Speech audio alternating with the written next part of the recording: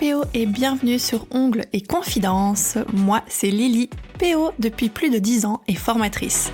Je te partage mes astuces, mes expériences et j'aide les PO à grandir dans le domaine. Si tu recherches des coups de boost pour développer ton activité, je te donne rendez-vous tous les mardis matins. Ma mission, être la grande sœur qui te motive et te partage son expérience dans la bonne humeur. Bienvenue sur Ongles et Confidences et bonne écoute.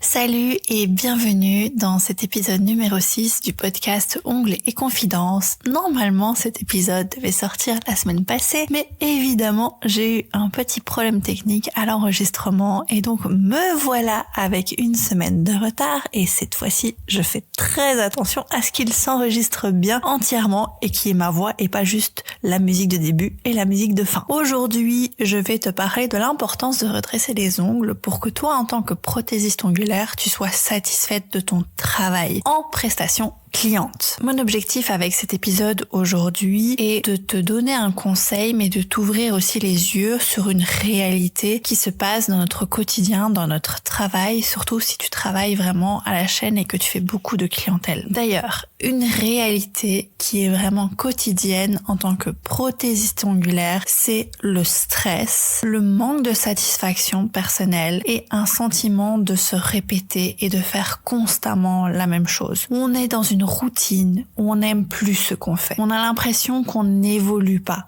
On a l'impression qu'on fait tout le temps la même chose, que notre travail n'est pas waouh, qui n'est pas à la hauteur de nos attentes et de ce qu'on voit même sur les réseaux sociaux et de ce qu'on est capable de faire. Pourquoi ? Parce que déjà, on travaille à la chaîne, on se met un timing alors que on sait très bien que quand on fait nos propres ongles ou quand on prend notre temps, le résultat n'est pas le même. C'est parce qu'en clientèle, on se met une pression et on essaie de faire en sorte de rentrer dans un timing pour être rentable. Et pour être rentable, il y a peut-être des petites choses qu'on va bâcler. Mais le problème, c'est que cette routine vers la course à la rentabilité, ça crée des problèmes. On a des baisses de motivation, on a envie de renoncer, on a même parfois envie d'arrêter le métier. Moi, ça m'est déjà arrivé de vouloir arrêter de faire des ongles. Surtout quand je travaillais vraiment cliente après cliente après cliente après cliente, où j'avais le même timing pour chaque cliente. Donc peu importe ce qui allait arriver devant mes yeux, je savais que je n'avais que autant de temps. Donc vraiment, ça fait une baisse de motivation, on est vraiment déçu de notre propre travail, mais aussi ça a des répercussions sur notre relationnel avec nos clientes. On commence à être de mauvaise humeur, on n'a plus trop envie de parler,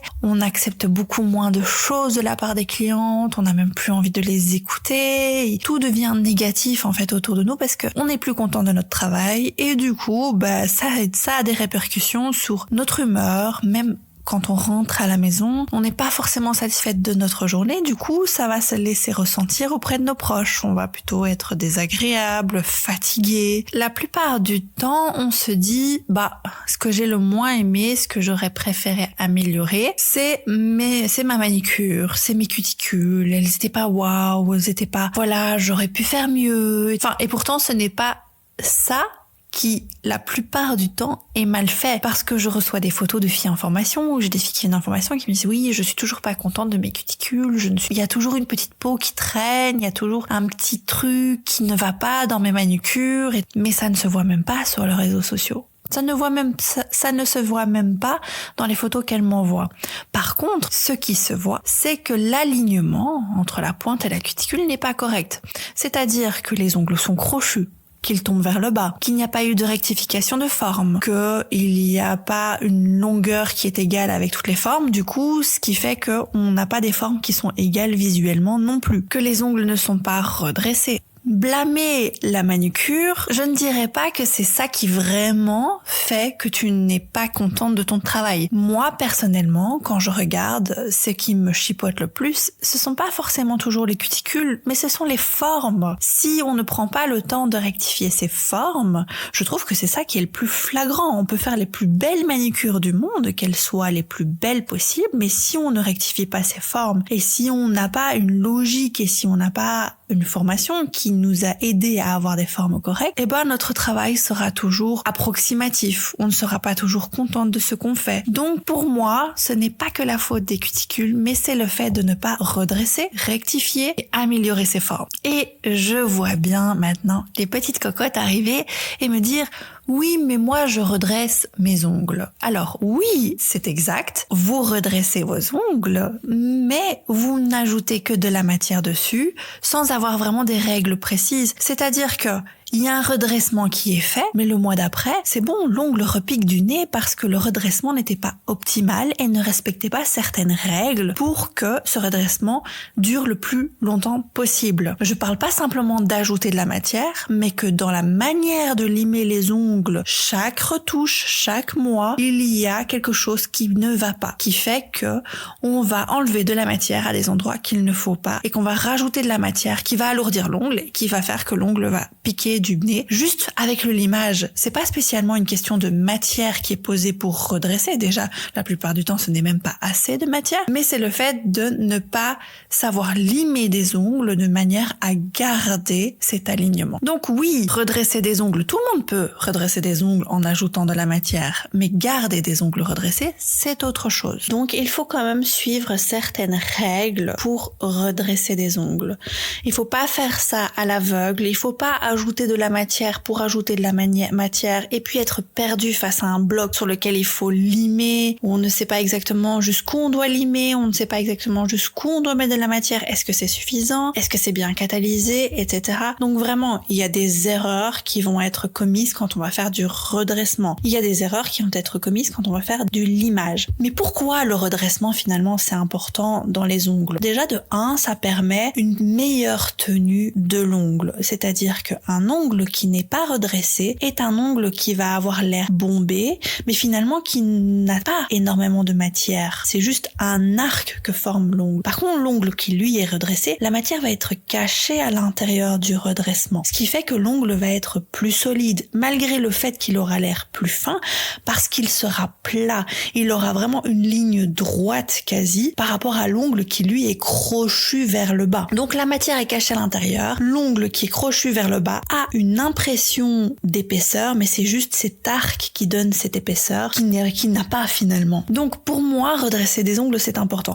Mais par contre, redresser, ça prend du temps. Mais il y a des manières de travailler en retouche qui peuvent être mises en place pour éviter d'avoir affaire à des redressements qui sont extrêmes et pour garder le plus longtemps possible les ongles bien alignés. Donc ça ne va pas prendre 1 heure de plus de redresser des ongles. Ça peut prendre même le même temps qu'une retouche. Et pour moi, le redressement, c'est vraiment quelque chose, et quand je parle de redressement, c'est la rectification de forme pour pouvoir faire un carré parfait, etc.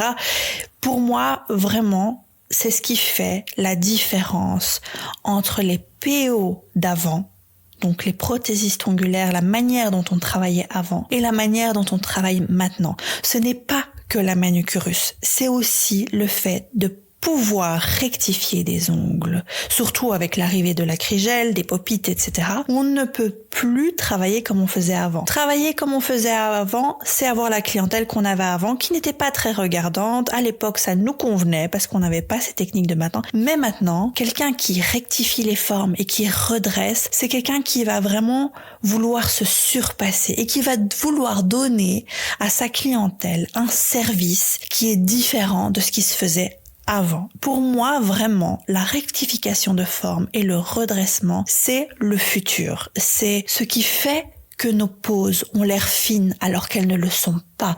C'est ce qui fait que le travail a l'air si délicat, a l'air si carré. C'est vraiment de rectifier ces formes. Et ce n'est pas que de faire des manicures. C'est vraiment le combo des deux. L'un ne va pas sans l'autre. Donc, mon premier conseil, c'est vraiment de prendre du recul, de voir un peu comment on travaille et de se dire, est-ce que je veux continuer à travailler à la chaîne, à ne pas fonctionner avec stratégie, c'est-à-dire de travailler vraiment mécaniquement et de ne pas avoir une stratégie pour chaque cliente. Elle, je dois redresser, elle, je dois rectifier, elle, cette forme-là ne lui conviendra pas. Si on veut continuer à travailler à la chaîne, alors on restera avec des résultats qui étaient d'il y a 5, 6, voire 10 ans. Mais si maintenant on veut avoir un travail de meilleure qualité, alors il faut prendre du recul et se dire, ok, qu'est-ce que je veux réellement? Est-ce que je veux ce type de travail-là ou est-ce que je veux ce type de travail-là?